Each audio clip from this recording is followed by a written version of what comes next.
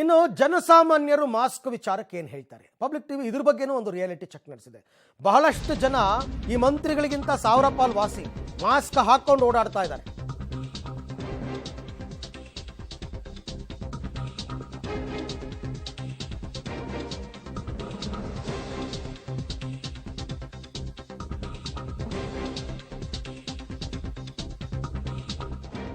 ಬೆಂಗಳೂರಿನಲ್ಲಿ ಕರೋನಾ ಕಟ್ಟೆಚ್ಚರ. Corona re-entry ಬಗ್ಗೆ ಬೆಂಗಳೂರಿಗರು ಹೇಳೋದೇನು?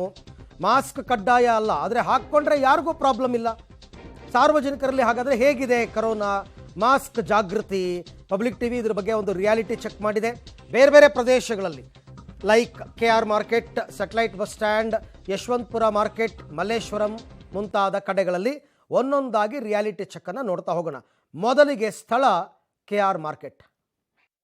ಮತ್ತೆ ಕರೋನಾ ಆತಂಕ ಶುರು ಆಗ್ತಿದೆ. ಕರೋನಾ ರೂಪಾಂತರ ತಳಿಯ ಬಗ್ಗೆ ಜನರಲ್ಲಿ ಜಾಗೃತಿ ಮೂಡಿಸುವಂಥ ಕಾರ್ಯಕ್ಕೆ ಪಬ್ಲಿಕ್ ಟಿವಿ ಮುಂದಾಗಿದೆ. ನಿಮಗೆ ದೃಶ್ಯಗಳಲ್ಲಿ ತೋರಿಸ್ತಾ ನಾನೀಗ ಮಾರ್ಕೆಟಲ್ಲಿ ಇದ್ದೀನಿ. KR ಮಾರ್ಕೆಟಲ್ಲಿ ಜನಜಂಗುಳಿ ತುಂಬಿರುತ್ತೆ.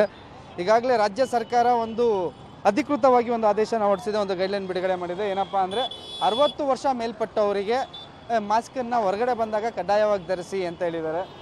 ನೋಡ್ತಿದ್ದೀರಾ, ಅಲ್ಲಿ ಕೆಲವರು ಹಿರಿಯ ನಾಗರಿಕರು ಮಾಸ್ಕ್ ಹಾಕ್ಕೊಂಡು ಓಡಾಡ್ತಿದ್ದಾರೆ.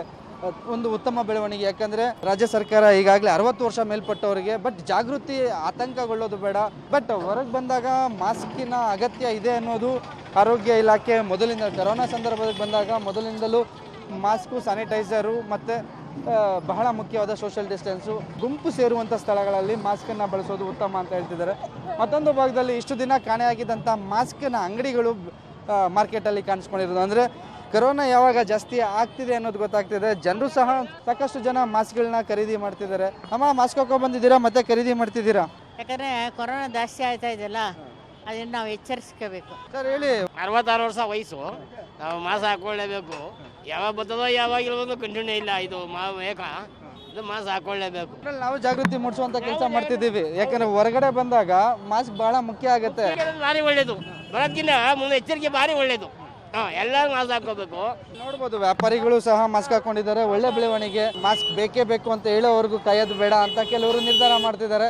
ಒಟ್ಟಿನಲ್ಲಿ ಜನರಲ್ಲಿ ಜಾಗೃತಿ ಬಹಳ ಮುಖ್ಯ. ಆತಂಕ ಬೇಕಾಗಿಲ್ಲ, ಭಯ ಪಡೋದು ಬೇಕಾಗಿಲ್ಲ. ಸರ್ಕಾರದ ಒಂದು ನಿಲುವು ಕೂಡ ಆಗಿರುವಂಥದ್ದು. ಅದಕ್ಕೆ ಈಗ ಮೊದಲ ಹಂತದಲ್ಲಿ 60 ವರ್ಷದ ಮೇಲ್ಪಟ್ಟವರಿಗೆ ಮಾಸ್ಕನ್ನು ಹಾಕಿ ಅಂತ ಹೇಳಿದ್ದಾರೆ. ಕ್ಯಾಮ್ರಾ ಪರ್ಸನ್ ಸಚಿನ್ ಜೊತೆಗೆ ಮಾರುತಿ, ಪಬ್ಲಿಕ್ ಟಿವಿ, ಬೆಂಗಳೂರು.